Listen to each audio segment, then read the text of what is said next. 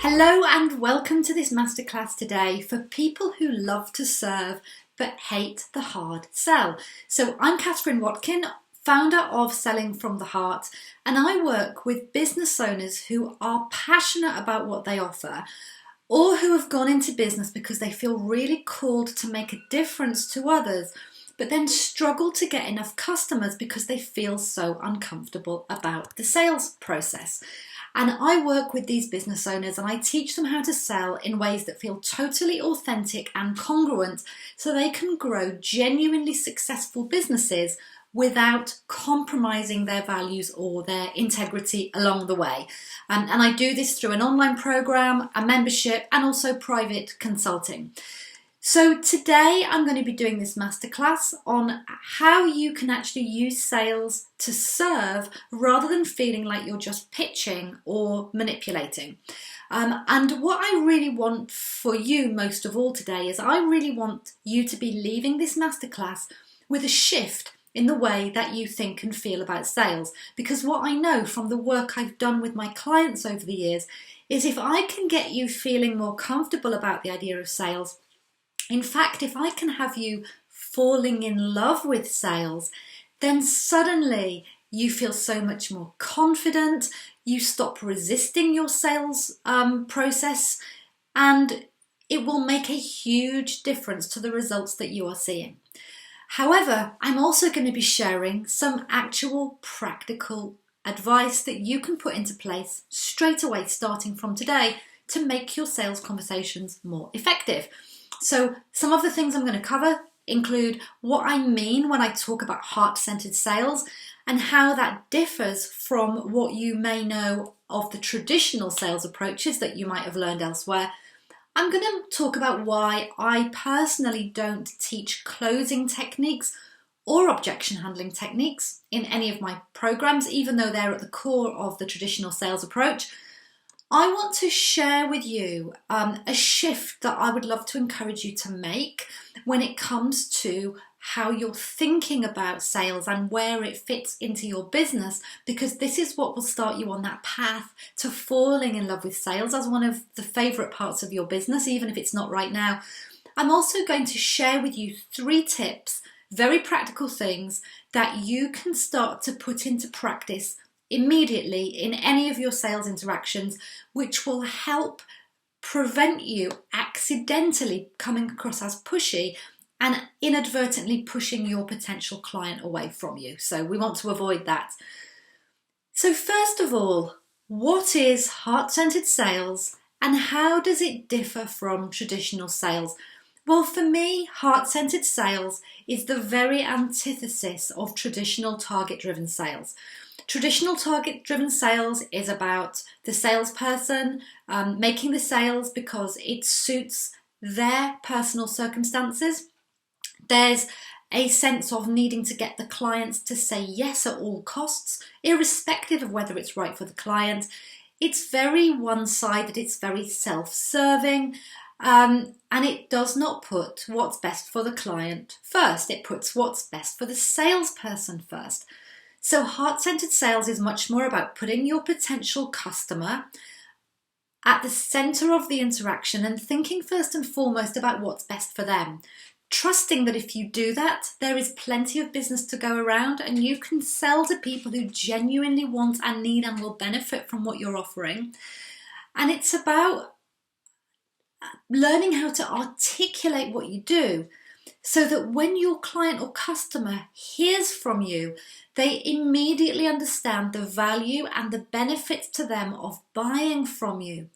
And when this happens, you do not need to use manipulative techniques designed to coerce people because the customer has had what I call an internal yes. And this means that the feeling of, yes, I want to do this, or yes, I want to buy this, is coming from inside them. It's like an energy that's pulling them forward rather than an external yes, which is coming from the salesperson, you, and you've made the decision they're going to buy, and now you're going to do whatever you need to do and use all the techniques in your sales armory to get them to say yes, irrespective of whether they're on board with the idea or not. So because of this distinction between heart-centered and traditional sales, I'm actually not a fan of, and I do not teach, closing techniques, and I do not teach objection handling techniques. So I know that some of you will be breathing a huge sigh of relief to hear that. And the reason I don't do this is because if we take closing techniques as an example, the whole idea of closing a sale is inherently one-sided and it is inherently self-serving. It's just not taking into account what's best for your potential client or customer. The other reason I don't like it is because, yes, if you use traditional sales techniques, you may well get the yeses because traditional sales approaches do work. However, what can happen is that if you have backed somebody into a corner, or you've got them to say yes because you've used these techniques on them, but they're not fully emotionally committed to the process, what can happen is you'll get the yes, or you'll get the purchase, but it will be followed quite soon after by cancellation requests, refund requests, or just clients not committing to the process. Also, if you are selling something where you are wanting a long-term relationship, so either you want your customers to keep coming back, or when your customer says yes to you, they're entering into an ongoing relationship based on intimacy and trust, which is the case with coaching, with healing work, with ongoing consulting work. If you get your customer to say yes to you based on manipulation up front, the trust and the commitment isn't there that you need to have in order to do your best work with that customer over the longer term. So there's lots of reasons I'm not a fan of using closing techniques.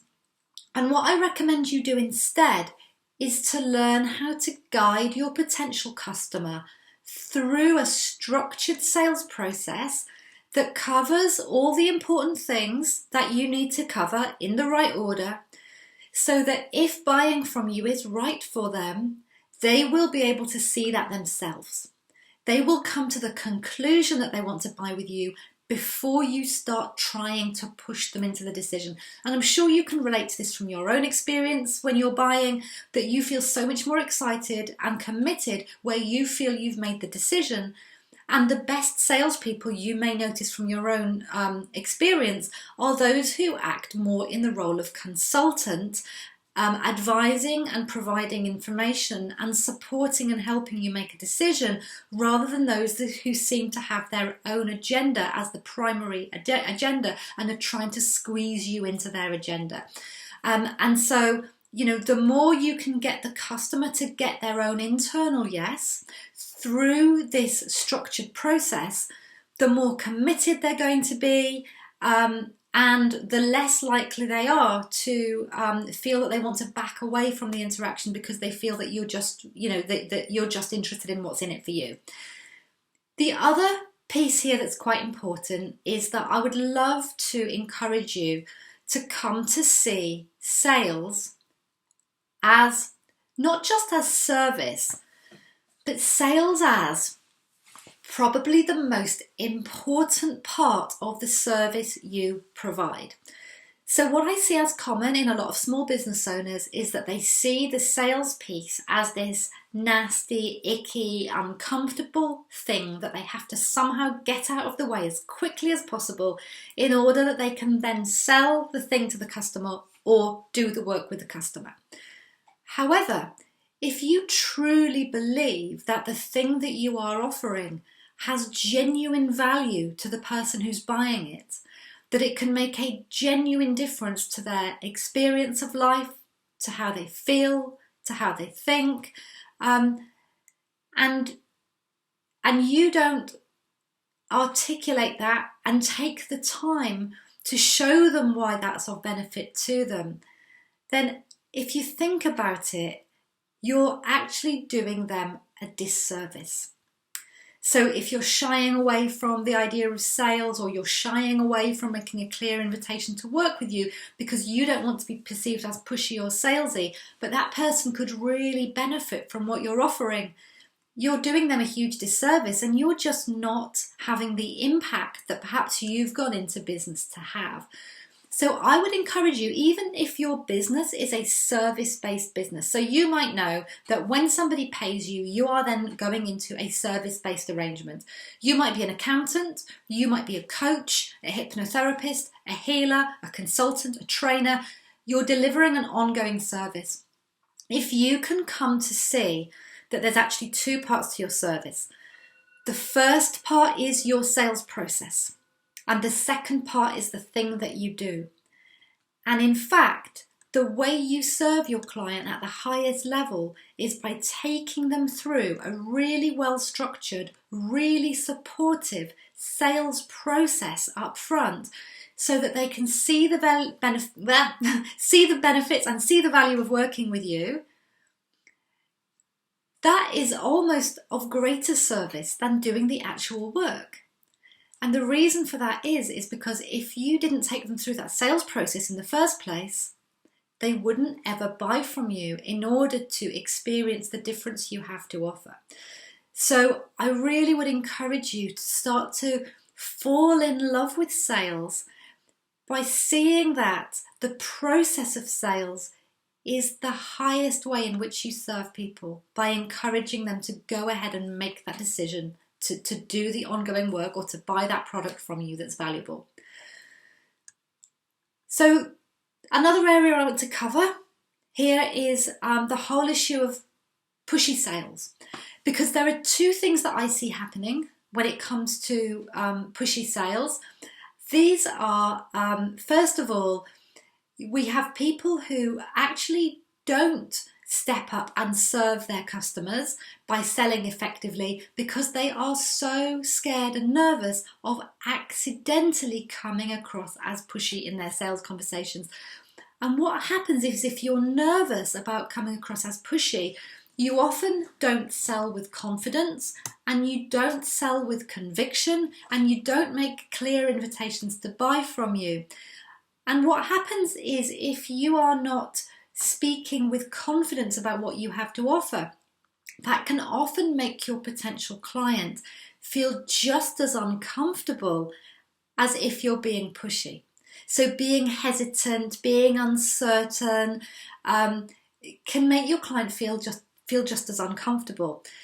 And so learning how to sell and talk about what you do with a sense of confidence, with a sense of conviction that you really believe in this thing and it really has value, is really important. However, it's a bit of a thin edge to be on, because if you are overconfident, you can very easily slip into accidentally coming across as pushy. So what I want to do is to share with you 3 clear tips that will help prevent you accidentally coming across as pushy in those sales conversations. So the first one of these is to always set it up so that it is okay for your client to explore working with you and still say no. This is one of my core mantras when I'm teaching. I always say, if your customer does not feel safe to say no to you, they will not feel safe enough to say yes to you. And that's because until they feel that it's genuinely okay to decide no, they have their resistance up. They have these defensive barriers all ready to sort of push back if you start pushing them or being salesy or making them feel uncomfortable. And if you can let your customer know that it is 100% fine to come and talk to me about this and explore it, and if it turns out not to be right for you, that's absolutely fine. I will have been delighted to help you make that decision. They are much more likely to come to you. So if you are mainly selling through one-to-one sales conversations, at the point where you invite your customer to have that conversation with you, you need to be letting them know that you would love to have a conversation with them to explore whether buying from you or working with you is going to be the right decision for them, that you would love to have that conversation to help them to explore it. You're sure they'll get a lot of value from the conversation, even if they don't go ahead, and you're very happy to do that, irrespective of their decision, because you love having these conversations with people. If you're selling something online, but the thing that you sell, very often people have questions or they benefit from a very quick conversation with you to clarify a few things, make it very clear on your website that you are available, that you are very happy to answer any questions they've got, or whether that's by email or by phone. And really, use very friendly language that encourages people to hop on ideally, if you're selling online, but you often have people who need to speak to you first, if the language on your website can be very encouraging, to encourage them to reach out and have that conversation with you, that you'll be very happy to help them make that decision, irrespective of the outcome, they will be much more likely to take that next step with you. So always set it up that your customer can feel safe to say no to working with you, and they will be much more likely to say yes to buying from you. The next one is to always, as far as possible, get permission up front to make your offer. Now, if you're selling only online, this is not such an issue because you automatically have permission. The very fact that your customer is on your website reading about what you offer and hovering over the buy now button, you have permission to be selling because they're on there looking. But if we're selling one-to-many over a webinar, or if we're selling one-to-one in a sales conversation, we need to be careful that we're not accidentally slipping into a sort of salesy mode where, like a pitching salesy mode that actually is probably going to be uncomfortable for you as the business owner, but definitely feels uncomfortable for your potential customer. And the way you do this in those situations is by getting permission up front to present your offer. So if it's a one-to-one sales conversation, what you would do is in your setup at the beginning of your conversation, and I'm going to show you towards the end of this session today where you can go to actually get that sales process from me. I'm going to share my sales process with you. At the beginning, at step one, when you're setting the agenda, you need to let the person know that you're very happy to have this conversation to help them explore things. However, if you feel that buying from you is going to benefit them, you will be telling them more about how that would work, what it involves and what it will cost, and you'll be doing that later in the call. Then when you get to that part of the call, once you've gone through the first 5 steps of the conversation, you come to step 6, which I call presenting your solution. And this is where you would say, thank you so much for everything you've shared with me. Having had this conversation with you, I really do think that you would benefit from buying XYZ from me. If it's okay with you, I'd like to take 5 minutes just to talk through how I work with people and let you know some of the details plus what the investment will be. Is that okay? Now, 10 times out of 10, 9 times out of 10, your customer's going to say, yeah, if they've had a good experience with the conversation so far, most people are going to be thinking, okay, I'm not sure if I'm going to go ahead or not, but yeah, I like what we've talked about. I would be interested in hearing more. Very similarly, if you're predominantly selling online, I do a lot of sales online through webinars. That's, I've always done that since I started my business.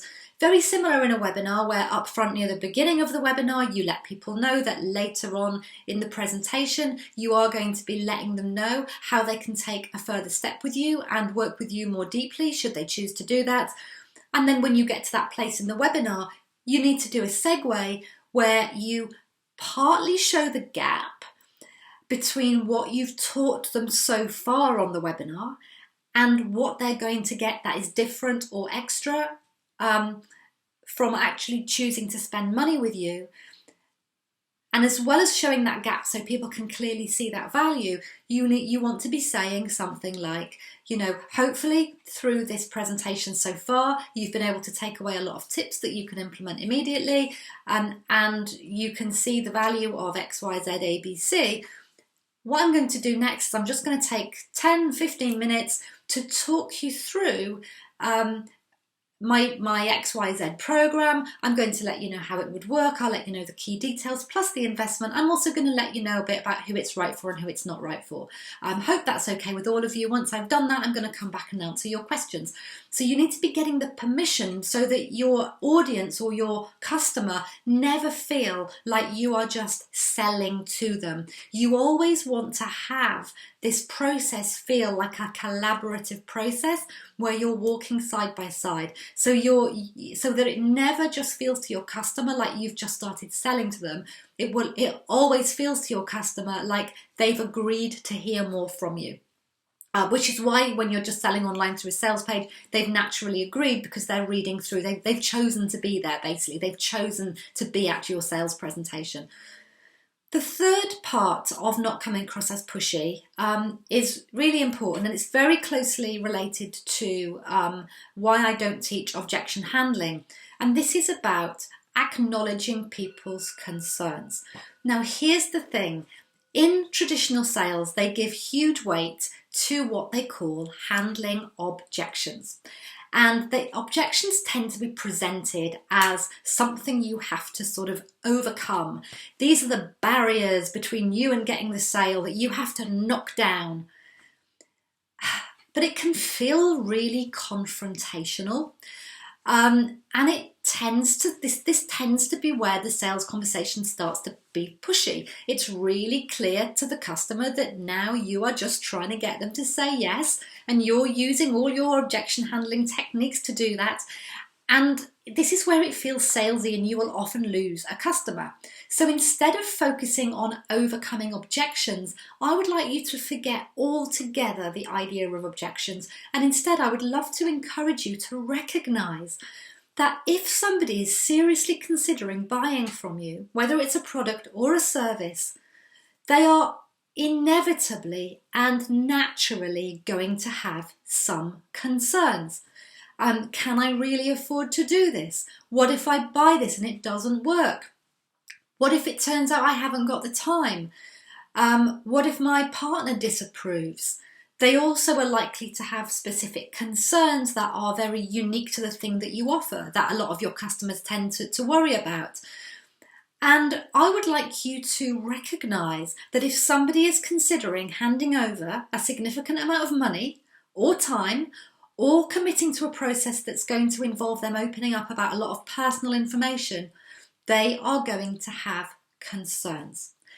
And what I'd love you to do in order to not come across as pushy or self-serving is to start by acknowledging those concerns. Acknowledge them. Let the client or customer know that you hear them. Let them know that you understand them. Indicate to them that you can see that that's a valid concern that they would have. So they know that you're on their side, and they can see that you're not just trying to push them into anything at all costs. And when they understand that you have their best interests at heart, and you're not just going to push them into anything and argue with everything they say, they are going to be so much more open to having the conversation that is going to be the next part of that conversation, which is where you start exploring how you can help them to overcome those concerns and any resistance they might have to going ahead. So, for example, your customer might tell you that they can't do the work with you because they haven't got the time. So you may end up coaching them around their priorities and helping them to see how they can free up more time. Or it might be very clear to you that by doing the work with you, they will feel they have more time because part of the issue they're dealing with is overwhelm and commitment to too many things, and that's exactly what you're going to help them with through the work you do. But you can only have that sort of exploring conversation if you started by acknowledging that this is a genuine concern and you are not going to make them wrong for feeling it. So again, if somebody says, I would love to work from you, I would love to buy from you, I can't afford it.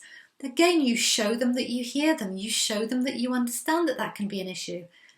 And you then go into the conversation where you get their permission, again, getting permission, where you get their permission to explore further into that.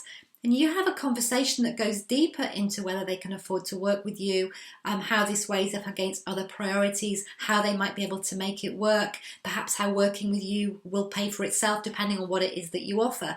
But your client's only going to be open to that deeper conversation with you if they feel that you are on the same page And like I said before, that they feel that this is a collaborative conversation, not a one-sided conversation that's all about your agenda and not theirs.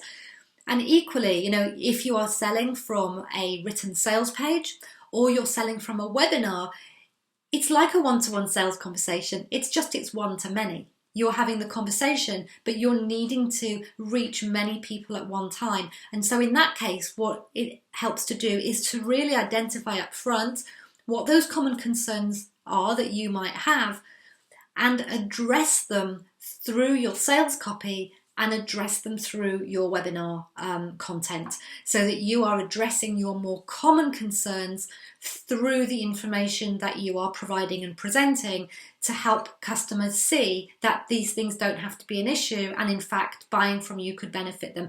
So it will depend, each one of you watching this will have a very different business, so it comes to sitting down and really drilling into what are the top 10 concerns that one of your typical customers might have that might prevent them from going ahead and working with you, and then you can use that within your one-to-one sales conversations or within your one-to-many sales online.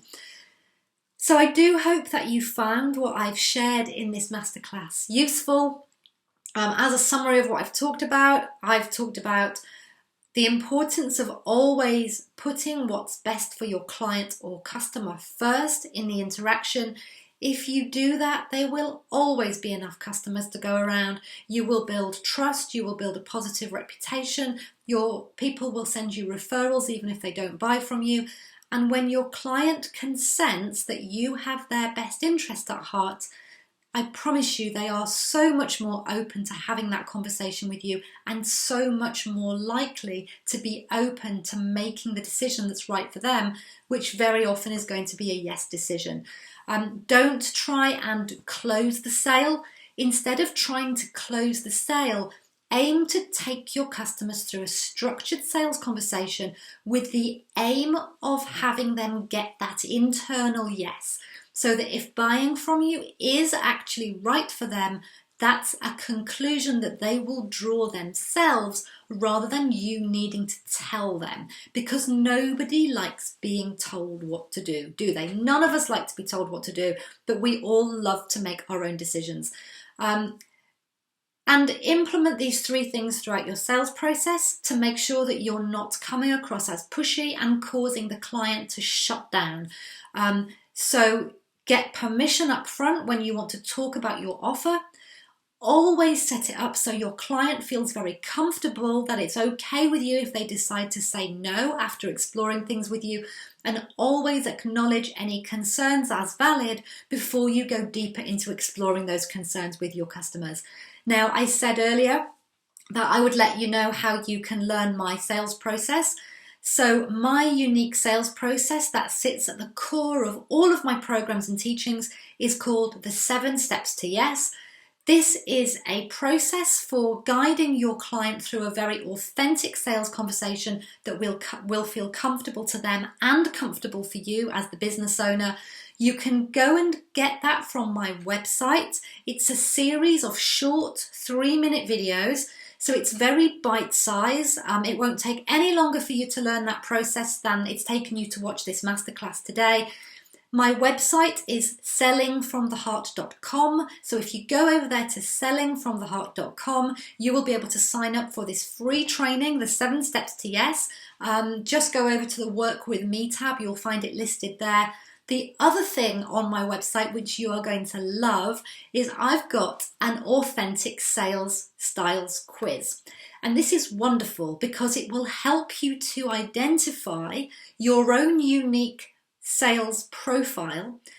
And when you know your own authentic sales style, it will help you to be able to understand what it is that holds you back when it comes to sales, what's creating the resistance, what's creating the struggle, but it's also going to help you see your natural strengths. And when you understand your natural strengths in sales, you understand that you can play to those strengths and that instead of becoming a barrier, they actually become something that enhances your sales process.